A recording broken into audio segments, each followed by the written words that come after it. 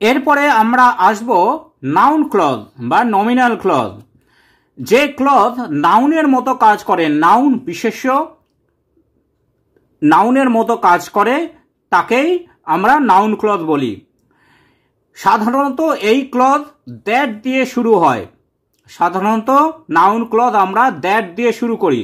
এই ক্লজের কাজ object to a verb অর্থাৎ ভার্বের object, subject to a verb অর্থাৎ ভার্বের subject, complement to a verb অর্থাৎ ভার্বের complement, object to a preposition অর্থাৎ প্রিপোজিশনের অবজেক্ট, আর in apposition to a noun অর্থাৎ নাউনের পরিবর্তে বা নাউনের সাথে, এইভাবে বা এই হিসেবে নাউন ক্লজের কাজগুলো হয়ে থাকে। চলো আমরা একটা করে দেখে নিই। যখন নাউন ক্লজ মেন ক্লজের ফাইনাইট ভার্বের অবজেক্ট মানে কর্ম মতো কাজ করে তখন object to a noun clause হয়। অর্থাৎ যখন নাউন ক্লজ বা সাবঅর্ডিনেট ক্লজটি মেন ক্লজের যে ফাইনাইট ভার্ব বা সমাপিকা ক্রিয়া তার অবজেক্ট হিসেবে কাজ করবে অর্থাৎ কর্মের মতো কাজ করবে, তখন সেটা object to a noun clause, object to a verb noun clause হয়। যেমন I know that he is poor, আমি জানি যে সে গরিব। আই নো, আমি কি জানি? আমরা জানি যে ভার্বকে কি বা কি দিয়ে প্রশ্ন করলে যে উত্তর পাই সেটাই হচ্ছে অবজেক্ট। তো এখানে আমি ভার্বকে যদি প্রশ্ন করি কি জানি, উত্তর আসবে দ্যাট হি ইজ পুয়ার, যে সে গরিব। তাহলে দ্যাট হি ইজ পুয়ার এটা হচ্ছে সাবঅর্ডিনেট ক্লজ। এই সাবঅর্ডিনেট ক্লজের কাজটা কিরকম? এই সাবঅর্ডিনেট ক্লজের কাজটা হচ্ছে নাউনের মতো, অর্থাৎ এটা অবজেক্ট হিসেবে কাজ করছে, অবজেক্টের মতো কাজ করছে। তো সেই জন্য এই সাবঅর্ডিনেট ক্লজটি হচ্ছে নাউন ক্লজ এবং এই নাউন ক্লজের কাজ হচ্ছে অবজেক্ট টু এ ভার্বের মতো। শি সেড, সে বলেছিল, দ্যাট শি ওয়াজ ইল, যে সে অসুস্থ। শি সেড, সেড এটা ভার্ব, একে আমি যদি প্রশ্ন করি কি বলেছিল, সে বলেছিল যে দ্যাট শি ওয়াজ ইল, যে সে অসুস্থ।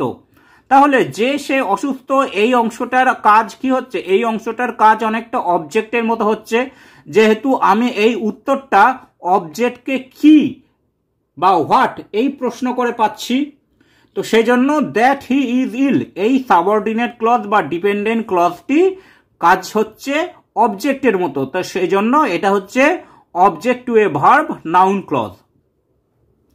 আবার দেখো, যখন নাউন ক্লজ সাবজেক্ট হিসেবে কাজ করে, সাবজেক্ট মানে কর্তা, সাবজেক্ট হিসেবে কাজ করে তখন subject to a verb noun clause হয়।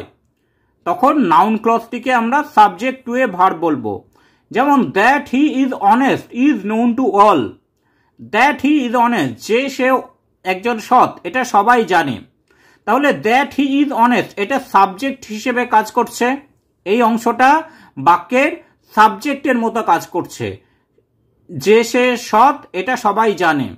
তাহলে দ্যাট হি ইজ অনেস্ট এই সাবঅর্ডিনেট ক্লজটি যেহেতু সাবজেক্টের মতো কাজ করছে সেই জন্য এটা হচ্ছে এই নাউন ক্লজটিকে বলছে subject to a verb. How he passed is still unknown, সে কিভাবে পাস করলো কেউ জানে না। তাহলে কি জানে না? যে সে কিভাবে পাস করলো। How he passed, how he passed এটা হচ্ছে সাবজেক্টের মতো কাজ করছে। তো সেই জন্য যেহেতু সাবজেক্টের মতো কাজ করছে এবং এটি সাবঅর্ডিনেট ক্লজ, এইটি হচ্ছে subject to a verb noun clause. তারপরে দেখো, যখন নাউন ক্লজ কমপ্লিমেন্ট হিসেবে কাজ করে, মেন ক্লজের কমপ্লিমেন্ট হিসেবে কাজ করবে, তখন noun clause complement to a verb হবে।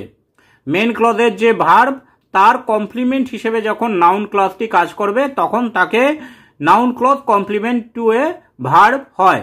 যেমন উই বিলিভ, আমরা বিশ্বাস করি, দ্যাট হি ইজ ইনোসেন্ট, যে সে ইনোসেন্ট সে সৎ।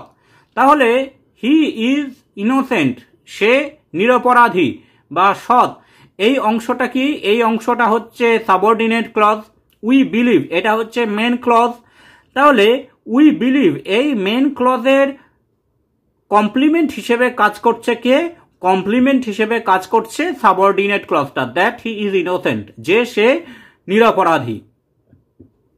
সেই জন্য এই অংশটা হচ্ছে noun clause complement to a verb.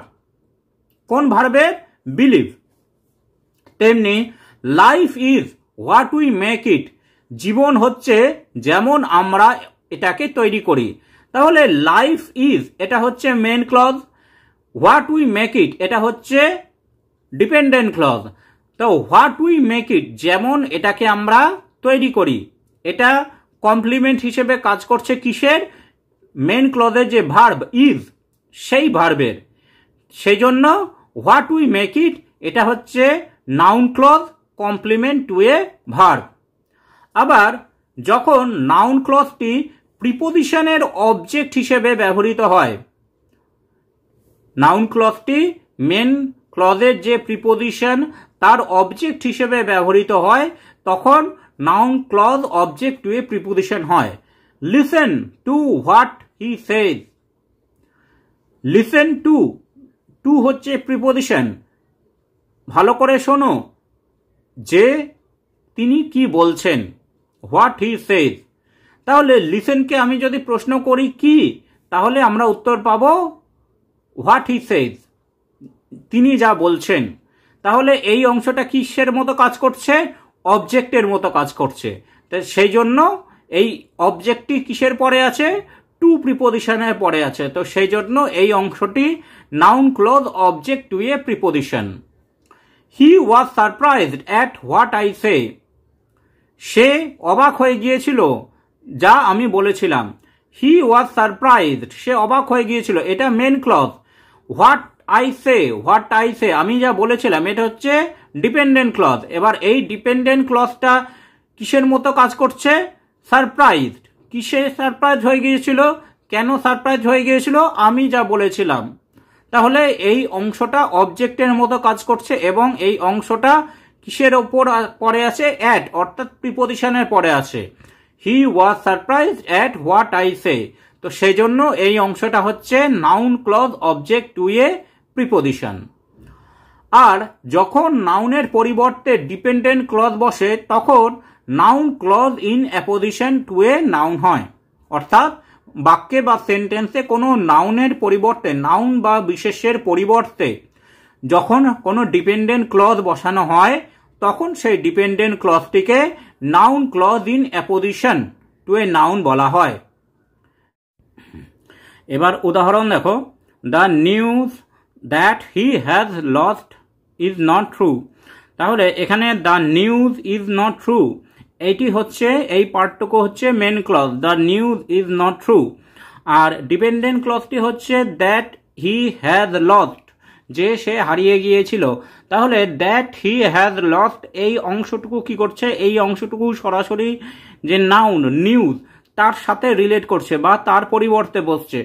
তাই দ্যাট হি হ্যাজ লস্ট এই অংশটি হচ্ছে noun clause in apposition to a noun.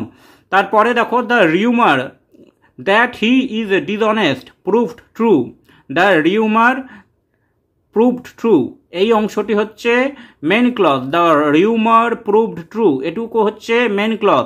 That he is dishonest এটুকু হচ্ছে ডিপেন্ডেন্ট ক্লজ।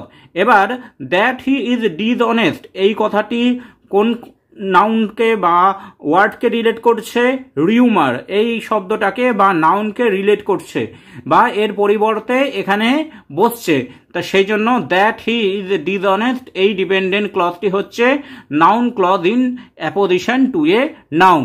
আমি শেষ করছি। Thanks for watching this video. তোমরা ফেসবুক এবং ইমেলে কন্ট্যাক্ট করতে পারো।